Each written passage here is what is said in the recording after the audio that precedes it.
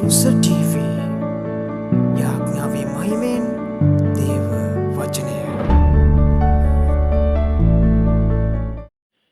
இன்றைய நற்செய்தி மத்தேயு 23 1 தொடங்கி 12 வரை. பின்பு இயேசு ஜனங்களையும் தம்முடைய சிசியர்களையும் நோக்கி, வேத பாரகரும் பரிசேயரும் மோசேயினுடைய ஆசனத்தில் உட்கார்ந்திருக்கிறார்கள். ஆகையால் நீங்கள் கைக்கொள்ளும்படி அவர்கள் உங்களுக்கு சொல்கிற யாவையும் கைக்கொண்டு செய்யுங்கள். அவர்கள் செய்கையின் படியோ செய்யாதிருங்கள். ஏனெனில் அவர்கள் சொல்கிறார்கள், சொல்லியும் செய்யாதிருக்கிறார்கள்.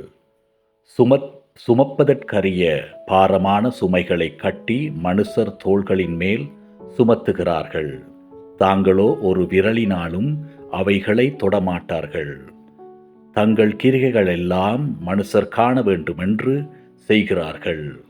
தங்கள் காப்பு நாடாக்களை அகலமாக்கி தங்கள் வஸ்திரத்தின் தொங்கல்களை பெரிதாக்கி விருந்துகளில் முதன்மையான இடங்களையும் ஜெப ஆலயங்களில் முதன்மையான ஆசனங்களையும் சந்தை வெளிகளில் வந்தனங்களையும் மனுஷரால் ரபி ரபி என்று அழைக்கப்படுவதையும் விரும்புகிறார்கள். நீங்களோ ரபி என்று அழைக்கப்படாதிருங்கள். கிறிஸ்து ஒருவரே உங்களுக்கு போதகராயிருப்பார். நீங்கள் எல்லாரும் சகோதரராயிருக்கிறீர்கள். பூமியிலே ஒருவனையும் உங்கள் பிதா என்று சொல்லாதிருங்கள். பரலோகத்தில் இருக்கிற ஒருவரே உங்களுக்கு பிதாவாக இருக்கிறார். நீங்கள் குருக்கள் என்று அழைக்கப்படாதிருங்கள். கிறிஸ்து ஒருவரே உங்களுக்கு குருவாய் இருக்கிறார். உங்களில் பெரியவனாய் இருக்கிறவன் உங்களுக்கு ஊழியக்காரனாய் இருக்க கடவன். தன்னை உயர்த்துகிறவன் தாழ்த்தப்படுவான், தன்னை தாழ்த்துகிறவன் உயர்த்தப்படுவான். இது இன்றைய நற்செய்தி. இறைவனுக்கு நன்றி.